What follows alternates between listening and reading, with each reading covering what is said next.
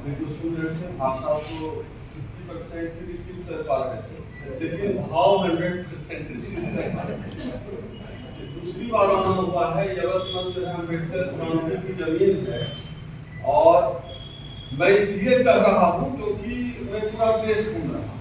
अभी पिछले हफ्ते मैं झारखंड में था, फिर बिहार में मीटिंग किया, अभी आज यहाँ जो बात करें, फिर जो है 23 को बिहार में है, पटना में है, बड़ी मीटिंग है, फिर 24 को भी मीटिंग है। इस तरह पूरे देश में अभी जो हम लोग कर रहे हैं यही कर रहे हैं, पूरे देश में। इसलिए मैं पूरा देश चूंकि घूमता हूँ तो इस बात की गारंटी देता हूँ, सच बता रहा हूँ कि यवतमाल पूरे देश में सबसे ज्यादा जो है फर्टाइल भूमि है, बहुत फर्टाइल।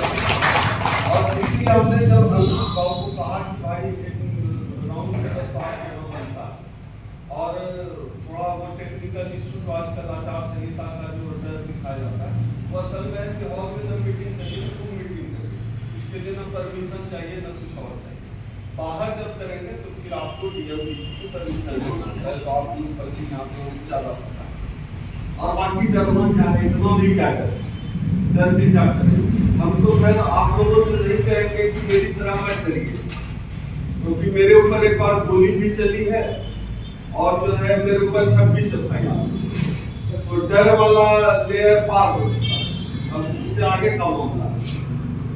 तो आज हम लोग जिन मसलों पर बात करने आए हैं, उन मसलों पर बात करने से पहले, चर्चा करने से पहले एक बात हम लोग स्पष्ट समझें, इस देश में चाहे जितना भी खड़ा किया जाता हो आडंबर, जितना भी तमाशा किया जाता हो, इस देश में लड़ाई हिंदू वर्सेस मुस्लिम की है।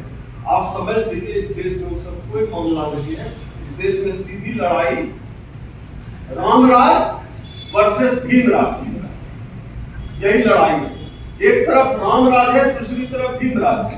जाहिर सी बात है कि हम लोग भीमराज की तरफ हैं।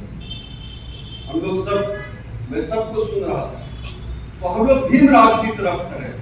तो भीमराज की स्थापना कैसे हो, तो भीमराज की स्थापना कैसे होता है, कॉन्स्टिट्यूशन है उसके लिए।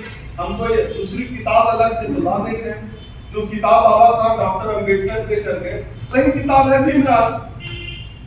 एक बात और ध्यान रखिएगा, अभी जो मैं बात कर रहा हूं तो मैं राजनीतिक तौर पर विकल्प पर भी बात करता हूं, विकल्प पर भी आज बात करूंगा।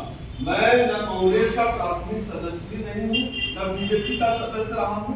मेरा पॉलिटिकल बैकग्राउंड सिर्फ है कि मैं कम्युनिस्ट पार्टी में कभी 2 साल रहा हूँ, CPIM में शुरुआती दौर में। अभी मैं किसी राजनीतिक दल का सदस्य नहीं हूँ, लेकिन आज खुलकर बात करेंगे, क्योंकि इतना वक्त नहीं है कि हम लोग नया राजनीतिक दल बना लें या फिर रातों रात कोई चमत्कार या कोई क्रांति कर लें, ऐसा होना नहीं। बी प्रैक्टिकल, स्ट्रेटजी बना लेते हैं हम लोग, करना क्या है उस पर तो आखिरी में आएंगे, लेकिन जो कुछ मुद्दे हैं जिस पर थोड़ी चर्चा कर लें। अभी सबसे माहौल गर्म है ईवीएम का, सबसे अधिक चर्चा है ईवीएम। और ईवीएम की जो शुरुआत है चर्चा की, सबसे पहले वामन मेश्राम ने की थी ईवीएम पर बात। वामन मेश्राम साहब ने बात की, और आज देखिए उस पर जो है इलेक्शन कमीशन ऑफ इंडिया भी बोल रहा है प्रेस कॉन्फ्रेंस में। लेकिन ये ईवीएम पर जब बात हो रही थी, हम लोग सामाजिक संगठन कर रहे थे, मेरा संगठन परिसंघ भी कर रहा था, आप लोग भी कर रहे थे, अलग अलग जगह पे लोग ईवीएम पे बात कर रहे हैं, बाउंसेट कर रहा था, पूरे देश में चर्चा है ईवीएम, खास तौर पे अम्बेडकरवादी लोग कर रहे थे, खूब चर्चा। लेकिन वो कभी राजनीतिक सवाल नहीं बना, ईवीएम कभी राजनीतिक सवाल नहीं बना। ईवीएम राजनीतिक सवाल कब बना, जब उस पर राहुल गांधी ने कहा। अब देखिए उस पे ईवीएम पे चर्चा, जब उस पे राहुल गांधी बात कर रहे। इससे एक बात तो पता चला कि किसी भी क्वेश्चन को जब तक हम राजनीतिक सवाल ना बना दें तब तक उस पे चर्चा भी नहीं होगी। एक दूसरा, कास्ट सेंसस की बात तो इधर रुक जाइए, जिसकी जितनी आबादी उसकी उतनी भागीदारी, ये इस बात पे सब सहमत है, और हम लोग इस बात पे लड़ भी रहे हैं, इस बात पे संघर्ष कर रहे हैं। तमाम अम्बेडकरवादी संगठन, कॉन्स्टिट्यूशन को पसंद करने वाले लोग, कि जिसकी जितनी आबादी है उसकी उतनी भागीदारी। तो कैसे तय होगा? तय होगा कास्ट सेंसस से। जाति जनगणना होगी तब तो पता चलेगा कि किस जाति का कितना लोग है, उसको उतना हिस्सेदारी मिलेगी। वो सवाल भी सामाजिक सवाल तक था। जब राहुल गांधी ने कास्ट सेंसस का मुद्दा उठाया तो राजनीतिक सवाल बन गया, उस पर चर्चा होने लगी। आप समझिए मैं क्या कर रहा हूं। हम लोग बात करते रहे भागीदारी की, सब जगह हमको पार्टिसिपेशन मिल गई तो बात करते हैं, हिस्सेदारी की बात करते हैं, सब जगह हिस्सेदारी हो, सब जगह भागीदारी हो। मीडिया में भी दो, जुडिशियरी में भी दो, प्राइवेट सेक्टर में भी दो, हम लोग करते रहे। लेकिन मजाक तो है जब राहुल गांधी प्रेस कॉन्फ्रेंस में कह देते हैं कितने पत्रकार एससी ओबीसी, सब चुप, वहां से राजनीतिक सवाल बनता है। एक चीज तय कर लीजिए कि हम लोगों की जिंदगी को तय करने वाला जो तत्व है, जो एलिमेंट है, वह है राजनीति। राजनीति तय करती है, वही वह एलिमेंट है और उसको ठीक से पकड़ने का समय है। एक एक आदमी योद्धा बन जाए। अभी जितने साथी कह रहे थे सबने खतरा दिखाया। आप जान जाइए कुछ भी दूर नहीं है, कुछ भी नहीं, हम लोगों के यहाँ रस्सी लटक चुकी है, अब झूलना बच गया है। और 2024 जो अनंत कुमार हेगड़े ने कहा है कि संविधान बदल दे, कोई नई बात हो रही है। बीजेपी आरएसएस तो यही करता रहा है, इन्होंने तो संविधान भी चलाया है, तो ये तो करता रहा है। उनको इसी बात से ना दिक्कत है, संविधान से। और संविधान से क्या दिक्कत है? संविधान से दिक्कत यह है कि मेरे दादा भैंस चराते थे और आज हम कोट पैंट पहनते हैं। संविधान से दिक्कत यह है आप उनके सामने चप्पल हाथ में लेकर चलते थे और आज जो है आप जूता पहन के चलते हैं पूमा का 8000 का। इस बात से दिक्कत है संविधान, और यह संविधान ने किया, इसी बात से उनको दिक्कत है। उनको दिक्कत है ना, आपको ठीक से खाना भी नहीं मिलता था, आप चूहा मार के खाते थे, चूहा पकड़ के खाते थे। और जब संविधान आ गया तब आप चिकन चावल खा रहे हैं, 5 स्टार में भी खा रहे हैं, पैदल नहीं चल पाते थे, कार से चल रहे, मोटरसाइकिल बुलेट से चल रहे। इस बात से दिक्कत है, इस दिक्कत को समझिए, और कोई दिक्कत नहीं उनको। इसी बात से दिक्कत है कि उनके सामने आप खाट पे बैठ नहीं सकते थे और आज अधिकारी बनकर कुर्सी पे पैर चढ़ाते हैं। यह बात बर्दाश्त नहीं होने वाली। आपको क्या लगता है, जिसको पसंद नहीं है कि आप उसके सामने चप्पल पहन के भी चले, वो आपको जो है आपका हक अधिकार ऐसा ही दे देगा आराम से, लो। ऐसा होने वाला है? ऐसा नहीं होने वाला। धक्का मुक्की करना पड़ेगा, रगड़ा रगड़ी करना पड़ेगा, धक्का मुक्की करना पड़ेगा। हम लोगों ने तो पानी पीने का हक भी जो है ना बाबा साहब लड़कर दिलाए, तो पानी तक पीने का हक हम लोगों को नहीं था। इतनी आसानी से आप डीएम बन जाएंगे, कलेक्टर बन जाएंगे, अधिकारी बन जाएंगे। पढ़ने का जो हाथ में कलम आई है हम लोगों के, ये माता सावित्रीबाई फुले ने अपने साड़ी पर गोबर बर्दाश्त किया है, गाय का पैखाना बर्दाश्त किया है, तब हमारे हाथ में कलम आई। और इतना आसानी से इस कलम को ताकतवर बना देंगे कि आपके सिग्नेचर से दुनिया बदल जाए। इतना आसान होना है क्या? इतना आसान कुछ नहीं है, एक बात समझ लीजिए। और जो कुछ भी मिल गया ना भारतीय संविधान की वजह से, बाबा साहब डॉक्टर अंबेडकर की वजह से जो कुछ भी मिल गया लगभग जा चुका है। क्या मिला हम लोगों को संविधान से? अपॉर्चुनिटी मिला, अवसर मिला ना, और क्या मिला? अवसर मिला, सरकारी नौकरी से अवसर मिला, और ये सरकारी नौकरी खा रहे हैं निजीकरण करके। निजीकरण हो चुका है लगभग, सब सटपट है मामला, कुछ बचा नहीं है। और जो कुछ भी थोड़ा बहुत बच गया है वो 2024 के बाद खत्म हो जाना। जो कुछ थोड़ा बहुत बच गया उसी की तैयारी। अब ये जो मनुवाद हम लोग सुनते आए हैं ना, दूर नहीं है, देखिए, मतलब देखिए नजारा कि पहले शोषण होता रहा है, सब मामला नहीं। आज भी उतना ही मनुवाद है जितना कल था। पहले क्या किया इन्होंने? एकलव्य का मुठा काटा, शंभू की गर्दन काटी, और आज रोहित वेमुला को सुसाइड करवा दिया। कहां बदला है सर? कहां बदली है हमारे लिए दुनिया? कल उनके सामने हम चप्पल उठा के हाथ में चलते थे, कमर, पुणे की ही घटना में कमर में झाड़ू, गले में हरिया लगाकर चलते थे। और आज की तारीख में जो है राजस्थान में एक 6 साल के दलित बच्चे ने मटका छू दिया, पीट पीट के सबक मास्टर मार दिया।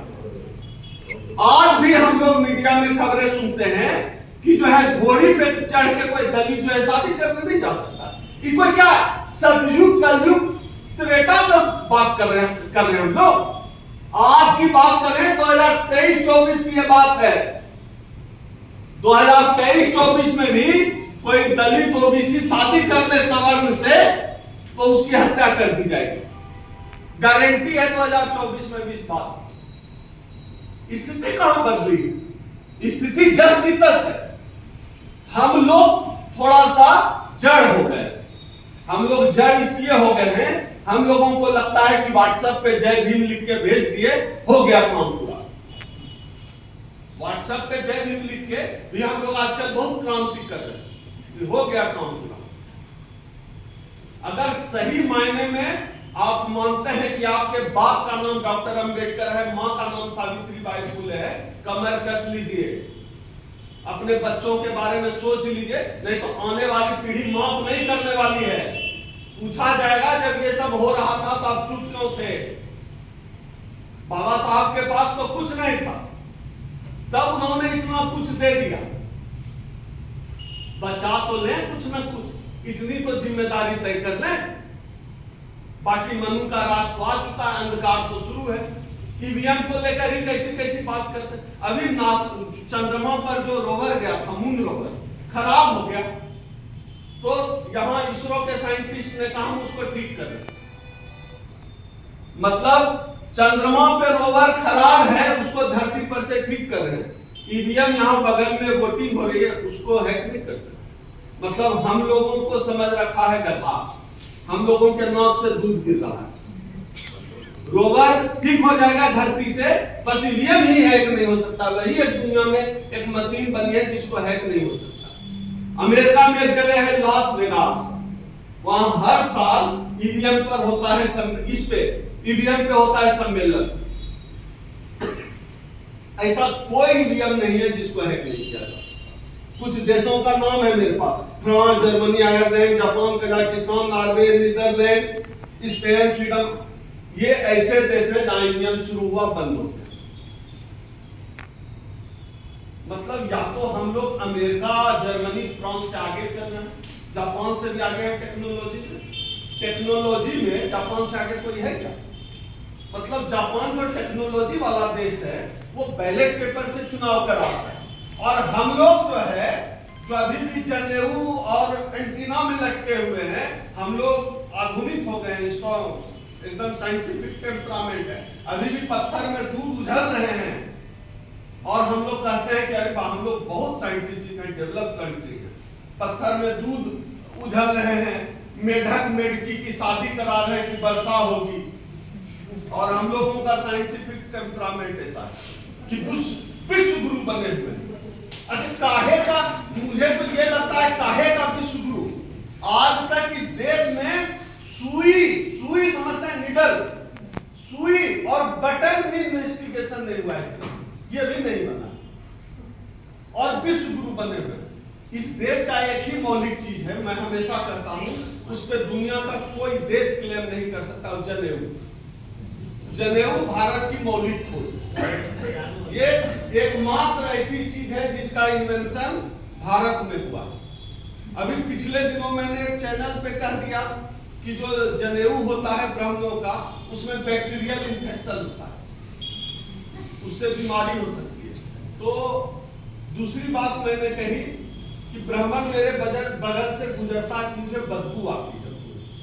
तो अखिल भारतीय ब्राह्मण महासभा बहुत बड़ी ब्राह्मणों की संस्था, उसने एमपी नगर थाना भोपाल में मेरे ऊपर एफआईआर किया। रात को आया डीएसपी का फोन, बोला कि आपके ऊपर एफआईआर, हमने क्या कर दिए भैया, हम तो यहाँ। बोला नहीं, आपने जो है भावना भड़काने वाली बात कही है। क्या कह दिया? बताया कि आप बोले हैं कि जनेऊ में जो है बैक्टीरियल इन्फेक्शन होता है। हम बोले भाई मेरी बात को तो कोई साइंटिस्ट की टीम गलत ठहराएगी, डॉक्टर की टीम गलत ठहराएगी, नहीं उसमें बैक्टीरियल इन्फेक्शन है कि नहीं जनेऊ में। और इस दोनों, फिर उन्होंने कहा कि जो है आपने कहा कि बदबू आती है ब्राह्मणों से, तो नफरत फैलाने वाली बात है। हम बोले मैं जिस गांव में रहता था, हमारे यहाँ पुजारी आता था, बिना नहाए धोए आता था, कपड़ा भी जो है एकदम से गंदा संदा, सच में आता था, नहाता था कि नहीं, बहुत बदबू करता था। तो मुझे ब्राह्मणों से घिन हो गई। तो मेरा व्यक्तिगत अनुभव है। और हमने कहा जिस दोनों बात के लिए मुझे किसने FIR किया, उसने दिया मुझे फलाना फलाना, हम उसका नंबर निकाले, उसके फेसबुक प्रोफाइल से उसको फोन किया। हम बोले भाई साहब मैं डॉक्टर ओम सुधा बोल रहा हूँ, आपसे थोड़ी बात करनी। हाँ बताओ। हम बोले ऐसा है कि आप जिस बात के लिए मेरे ऊपर FIR कर रहे हैं, उस बात के लिए तो आपकी संस्था मुझे सम्मानित करे। तो अकचका गया कि सम्मानित क्यों करे भाई। हमने कहा कि ब्राह्मण के जनेऊ में बैक्टीरियल इन्फेक्शन होता है। तो आपके भले के लिए बोले ना, इस देश के OBC और SC को तो जनेऊ पहनने का हक है नहीं, ब्राह्मण पहनता है भाई, तो बैक्टीरियल इन्फेक्शन तुम्हारा हेल्थ खराब करेगा ना। और दूसरा हमने कहा कि जो है बदबू करता है, तो मेरा अनुभव है, और तुम बिना नहाए आओगे तो बदबू करोगे ही। और दक्षिणा भी 11 रुपया मिलेगा, तुम नहा के आओ तो 101 रुपया दक्षिणा मिलेगा, और उसको जनेऊ नया पहनो या मत पहनो तो स्वस्थ रहोगे। दोनों बात हमने ब्राह्मणों के भले के लिए कहा। तुमको तो चाहिए कि भोपाल में हमको फूल माला डाल के पूरा शहर घुमाओ, सम्मानित करे अखिल भारतीय ब्राह्मण सभा। तो गड़बड़ा गया। फिर DSP भी समझ गया कि मामला पॉलिटिकल है। फिर पता नहीं क्या हुआ, लेकिन वो 25वां मुकदमा था। उसके बाद एक जगह और जो है किसी ने कर दिया यूपी में। तो ये तो वो मुकदमे हैं जो हमको पता है, इसके अलावा पता नहीं कितना होगा, पता नहीं है। ब्राह्मण लोग हमसे बहुत खुश रहता है, इतना प्रेम करता है कि FIR करता रहता है। बहरहाल मुद्दे पर आते हैं। आपसे हमने चर्चा इसलिए की क्योंकि आप देखिए कि वो कितना जो है अवेयर है। हम उसके खिलाफ बात दिल्ली में करते हैं, भोपाल में FIR कर देता है। आप समझ रहे हैं वो कितना अवेयर है छोटी छोटी बात पे। और संविधान खत्म हो रहा है तब भी हमारे काम पर जू नहीं रेंग रही। संविधान लगभग खत्म हो रहा है तब भी हमारे काम पे जू नहीं रेंग रही। हम लोग बस बोले जा रहे हैं, व्हाट्सएप पे जय भीम किए जा रहे हैं, इससे काम नहीं चलेगा।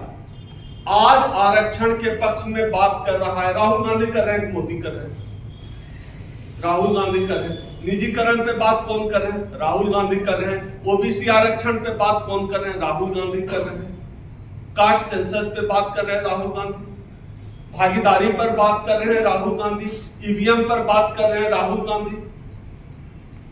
हाँ, एक लेवल पर कांग्रेस का जो इंटरनल स्ट्रक्चर है ब्राह्मणिकल है, नो डाउट, लेकिन आज की तारीख में हमें उधर शिफ्ट होना पड़ेगा। सुन लीजिए, और ये आपके विवेक पर निर्भर करता है। हम ये नहीं कह रहे उनको वोट दीजिए, आप विवेक पर निर्भर करता आपके कि आप क्या करेंगे इस परिस्थिति में। बहस करते रहेंगे, कांग्रेस और भाजपा के एक ही जो है तराजू में तौल के आज की तारीख में चलते रहेंगे। आरक्षण के खिलाफ बात करने वाला और आरक्षण के पक्ष में बात करने वाला, अगर आप एक ही तराजू में तौल रहे हैं तो इसका मतलब आप मॉरली डिसऑनेस्टी कर रहे हैं। आज की तारीख आपके पास विकल्प नहीं कि रातों रात आप पे पार्टी बना दें। और मैं कांग्रेस का प्राथमिक सदस्य भी नहीं हूं, तब भी मैं ये बात कर रहा हूं आपसे। आज के समय में मुझे लगता है इस गठबंधन के साथ चलना चाहिए। इसी गठबंधन ने जाति जनगणना कराया, इसी गठबंधन ने बिहार में इतनी नौकरी दी। तो आज जाति का नेता से काम नहीं चलने वाला। जाति तो राष्ट्रपति भी बना दिया, एक सेल्फ अटेस्टेड प्रधानमंत्री भी है। सेल्फ अटेस्टेड समझता है ना, खुद से अटेस्टेड करने का OBC। तो उसके लिए तो है जाति का नेता नहीं चाहिए अपने को, जाति की बात करने वाला नेता चाहिए, जाति की भलाई की बात करने वाला नेता चाहिए। वरना हम लोगों ने बनाया भी तो बहुजन समाज पार्टी भी तो हम लोग बनाए, अब चला रहे हैं उसको मिश्रा जी। हमारा एजेंडा गायब है, हमारी लड़ाई गायब है, जबकि वो पार्टी जब मान्यवर साहब ने बनाई, आज तक हम लोग उससे इमोशनल जुड़ा हुआ फील करते हैं ना। लेकिन हमारे साथ तो दगाबाजी हो रही है। इस खेल को समझिए, इतने कम समय में हम कर क्या सकते हैं, क्योंकि बहुत अभी OBC को जोड़ने की इतनी चर्चा हुई। पिछली 2 मीटिंग जो मैंने लिया है उसमें 90% लोग OBC के थे, 90%। अभी 2 मीटिंग मैंने लिया, 90% लोग OBC के थे, सब सहमत हैं हमारी बात से। उनसे उनकी बात करनी पड़ेगी। क्या बात करनी पड़ेगी मंडल कमीशन की तमाम सिफारिशों को लागू करो। छोटी सी बात है, जाति जनगणना कराओ, जाति जनगणना का प्रकाशन करो और जिसकी जितनी आबादी है उसकी उतनी भागीदारी करो। देश का सेंट्रल विश्वविद्यालय है जवाहरलाल नेहरू विश्वविद्यालय, जेएनयू।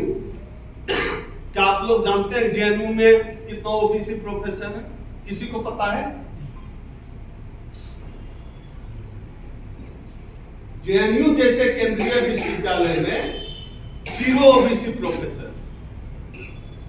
सुप्रीम कोर्ट में जज कितने हैं ओबीसी के? ओबीसी के साथी कौन है कोई?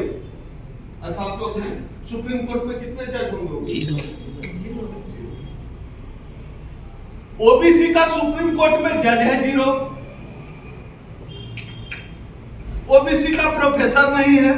लेकिन ओबीसी का दिक्कत क्या है कि माथे में जय श्री राम का पटका लगाना है, मोटरसाइकिल में पीछे बैठ के हिंदू धर्म को बचाना। इस देश का सुप्रीम कोर्ट का जज है, सुप्रीम कोर्ट का जज हिंदू, ईडी का चीफ हिंदू, सीबीआई का चीफ हिंदू, सब प्रधानमंत्री, राष्ट्रपति सब हिंदू। हिंदू धर्म खतरे में है और हिंदू धर्म को बचाने का ठेका ओबीसी ले रखा है। हाल के दिनों में कुछ परिवर्तन आया, बिना शंका के मैं कह रहा हूं, मैं देश भर में घूम रहा हूं, उसका बात। हाल के दिनों में परिवर्तन आया है, मुद्दे की बात करने लगे, भागीदारी की बात करने लगे। ओबीसी और एससी में अंतर एक बेसिक समझिए क्या है। जो ओबीसी के जो महापुरुष हैं, ज्योतिबा फुले, सावित्रीबाई फुले या जो कोई भी, जितनी पूरी परंपरा, वो ओबीसी के महापुरुष बाद में बने। शेड्यूल कास्ट के लोगों ने ओबीसी के महापुरुष को भी अडॉप्ट कर दिया और ओबीसी का महापुरुष यादव है तो कृष्ण होगा, जय श्री कृष्ण। ये दिक्कत है ओबीसी के साथ, लेकिन ये दिक्कत दूर हो रही है। हमारे साथी लक्ष्मण है, बहुत काम कर रहे हैं, और भी नवीन बहुत सारे साथी, हम लोग सब लोग काम कर रहे हैं इस पे, और उसका असर भी हो रहा है। ऐसा नहीं कि बेअसर है, असर हो रहा है, लोगों पे बहुत ज्यादा असर हो रहा है। ओबीसी के लोग जुड़ रहे हैं, लेकिन उनके बीच जाना होगा, उनके मुद्दों पर बात करनी पड़ेगी। आपको अपनी मीटिंग्स में जाति जनगणना का सवाल उठाना पड़ेगा, मंडल कमीशन की अनुशंसाओं को लागू करने का सवाल उठाना पड़ेगा, प्रमोशन में ओबीसी आरक्षण की बात करनी पड़ेगी, जोड़ना पड़ेगा ना। अब मैं याद दिलाता हूं, जब चल रहा था इस देश में मंडल वर्सेस कमंडल, उस समय ओबीसी के आरक्षण की लड़ाई शेड्यूल कास्ट लड़ रहा था और ओबीसी आरएसएस के पक्ष में हिंदू बन के शेड्यूल कास्ट से लड़ रहा, और शेड्यूल कास्ट लड़ रहा उसी के लिए। और जो ट्राइब्स का मसला है वो तो और डिफरेंट है, ट्राइब्स की लड़ाई ही डिफरेंट है। मेरे दोस्त हैं जेएनयू में प्रोफेसर डॉक्टर गंगा साहेब मीना, कहते हैं ट्राइब का मुद्दा है जल जंगल जमीन। हमने कहा बाबा साहब को इसलिए बहुत हद तक ट्राइब सब एक्सेप्ट नहीं करते हैं। अब उसमें भी होशियारी देखिए, कहता आरक्षण लेकर, जो प्रोफेसर है मेरा दोस्त गंगा साहेब मीना, कहता आरक्षण लेकर हमारा समाज क्या करेगा? तो जल जंगल जमीन की हमारी लड़ाई है, कैपिटलिस्ट से लड़ाई। हम बोले अच्छा, आप जो है आरक्षण का लाभ लेकर प्रोफेसर बन गए, आप प्रोफेसर बन गए, अब समाज क्या करेगा आरक्षण? मैंने वो जंगल में रहे और आप प्रोफेसर बनिए, वो भी आ जाएगा प्रोफेसर बन के, तो आपकी इज्जत कम हो जाएगी। इसीलिए तो ऐसे लोग भी हैं, उनकी लड़ाई डिफरेंट है, उनकी लड़ाई को कनेक्ट करना बहुत मुश्किल है। बाबा साहब को भी मुश्किल आई थी, बाबा साहब को जो पढ़ते हैं उनको पता है, बाबा साहब को भी मुश्किल आई थी। मुस्लिम समाज को भी जोड़ना बड़ा मुश्किल है। अगर कहीं कव्वाली का प्रोग्राम हो, गजल का प्रोग्राम हो, तो खूब बढ़िया शेरवानी पहन के इतर उत्तर बार के मुस्लिम समाज का आदमी एकदम 8 बजे का मीटिंग है, 4 बजे ही जाके बैठा हुआ है, और उसको कहिए कि तुम्हारे हक अधिकार की बात होगी, तो मुस्लिम समाज का आदमी कह रहा है अब तो नमाज का समय है। ये मेरा अपना अनुभव है, हम उनके बीच भी काम कर रहे हैं, उनके लोगों को भी जोड़ रहे हैं, ये एक सच्चाई है। लेकिन इस बड़ी एकता को जब बनाने हम चले, तो बड़ी एकता बनाने में ये मुश्किलें आएंगी, इसके लिए तैयार रहिए। मुझे पता है यहाँ जितने लोग बैठे हुए सभी नेता हैं, मुझसे बेहतर वक्ता भी होंगे, मुझसे बेहतर समझने वाले भी होंगे, तो सब इस मुश्किल को समझते होंगे। ये मुश्किलें हैं, ये मुश्किलें आएंगी, उनको समझाना पड़ेगा ठीक से। खास तौर पे ओबीसी समाज के लोगों को ठीक से समझाइए कि तुम्हारा बेटा जो है माथा में जय श्री राम का पट्टा लगा के हिंदू धर्म बचा रहा है, मस्जिद पे लाउड स्पीकर बांध रहा है, उधर अमित शाह का बेटा जो है बीसीसीआई का हेड बना हुआ। तुम्हारा बेटा हाथ में तलवार लहरा रहा है रामनवमी पे, उधर जो है शिवराज सिंह चौहान का बेटा लंदन में एलएलएम कर रहा है, निशिकांत दुबे हिंदू हृदय सम्राट बना फिरता है, उसका बेटा एमबीए कर रहा है अमेरिका से। ये बात समझाना पड़ेगा। राजनाथ सिंह का बेटा देखें कभी अमित शाह का बेटा जय श्री राम लेके हिंदू धर्म बचाने चला है?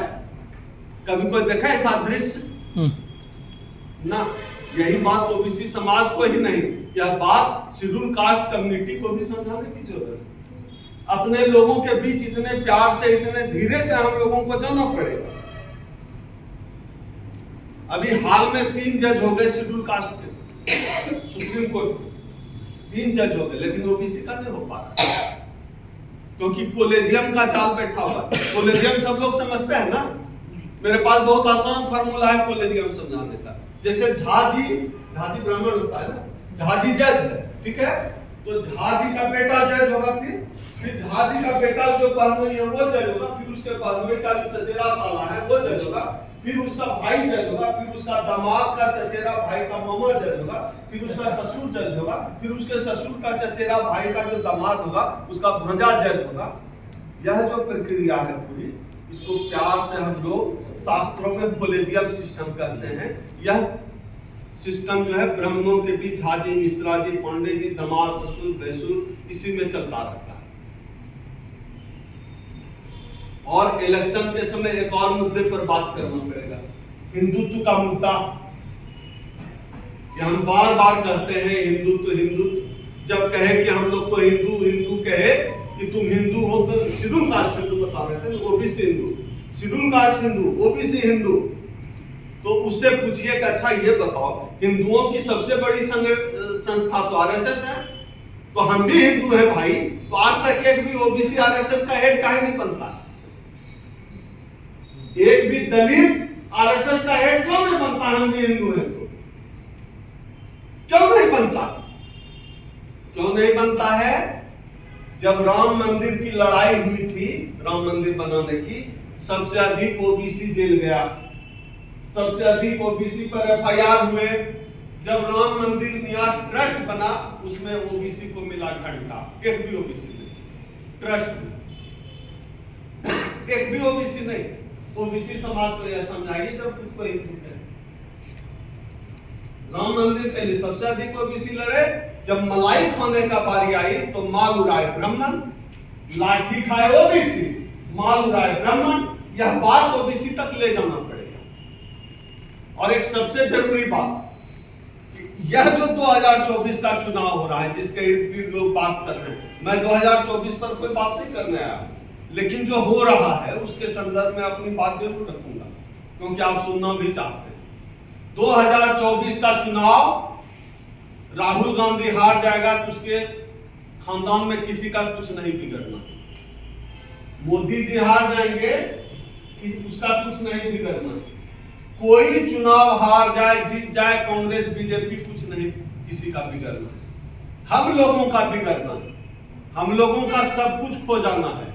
हम लोगों का वो खो जाना है जो बाबा साहब गाली सुन के, बाबा साहब ने इतना संघर्ष करके, बाबा साहब अपने बच्चों की कुर्बानी देकर हम लोगों को देकर गए, वो हम लोगों का खो जाएगा। हम लोगों के लिए 2024 का यह लोकसभा चुनाव हार जीत का मसला नहीं। आप न प्रधानमंत्री बनने वाले हैं, न हम गृह मंत्री बनने वाले हैं। हम लोगों के लिए आत्मसम्मान बचाने की लड़ाई, हम लोगों के लिए अपना अस्तित्व बचाने की लड़ाई।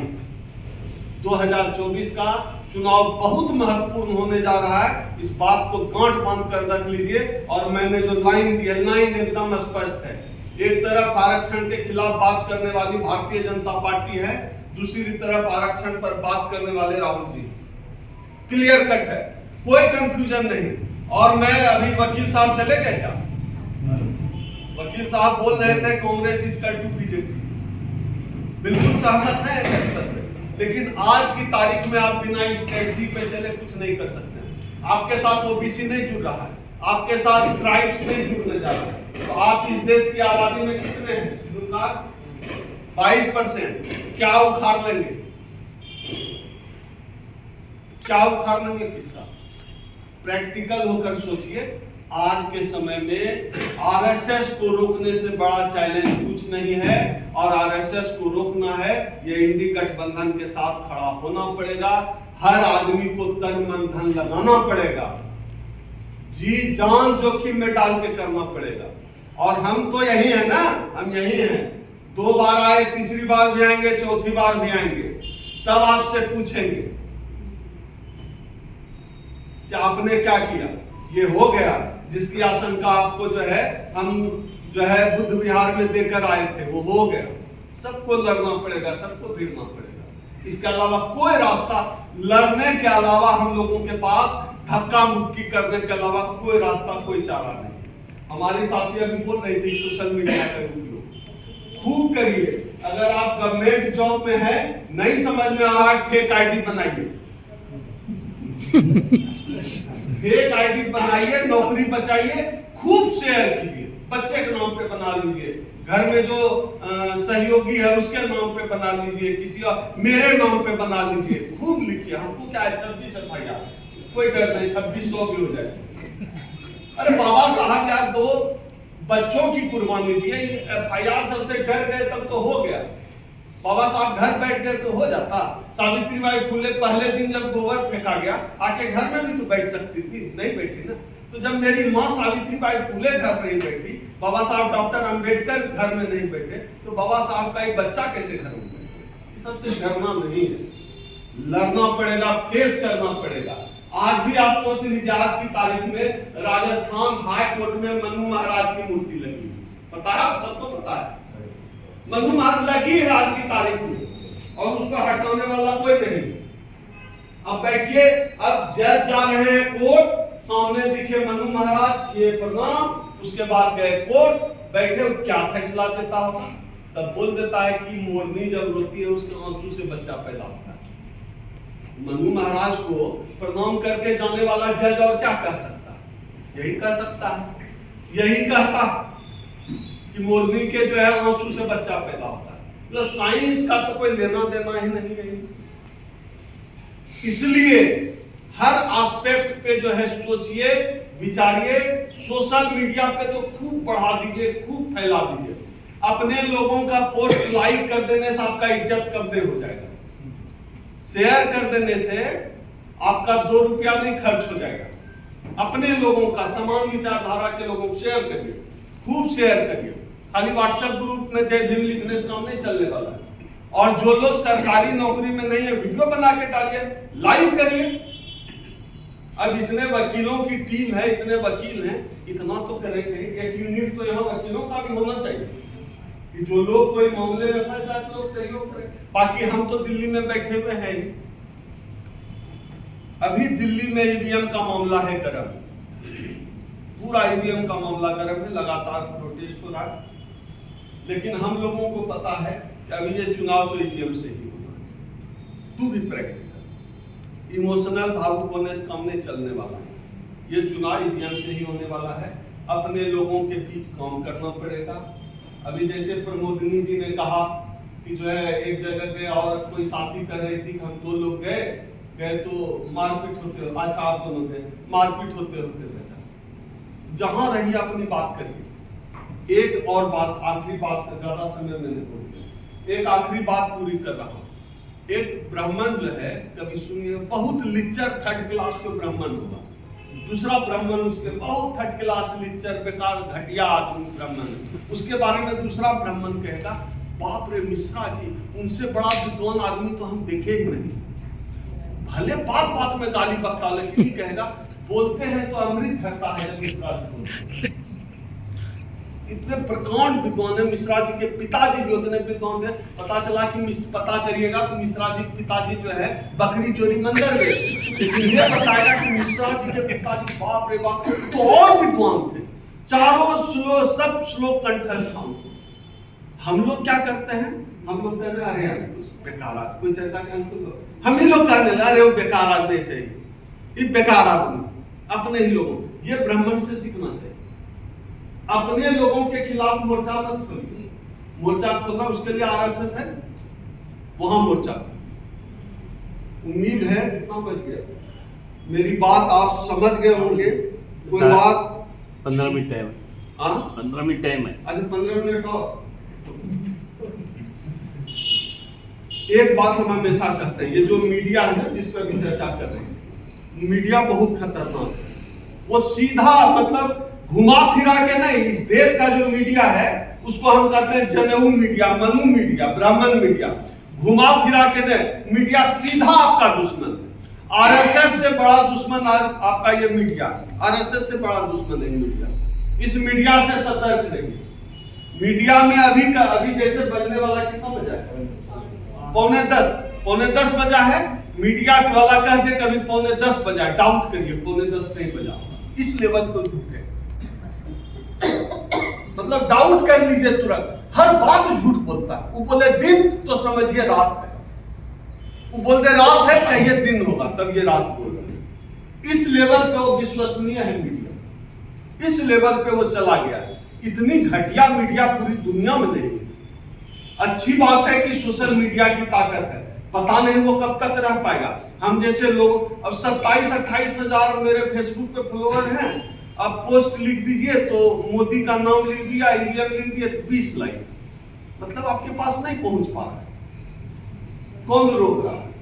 कोई फोर्स तो है तो विदेश की कंपनी, लेकिन यहाँ मार्केटिंग तो कर रहा है ना। मार्केट तो यहाँ का है। यहाँ की सरकार बैन कर देती है, टिकटॉक को बैन कर दिया, फेसबुक बैन कर देगा किसी दिन अगर सरकार के खिलाफ गया। उसकी भी मजबूरी है। इसीलिए मैं कहता हूं अपने लोगों को एक दूसरे को खूब फॉलो करिए। किसी फॉलो करने से आपके इज्जत में इतना सा भी कमी नहीं आने वाला है, हम बता रहे हैं। खूब फॉलो शेयर एक दूसरे को खूब करिए।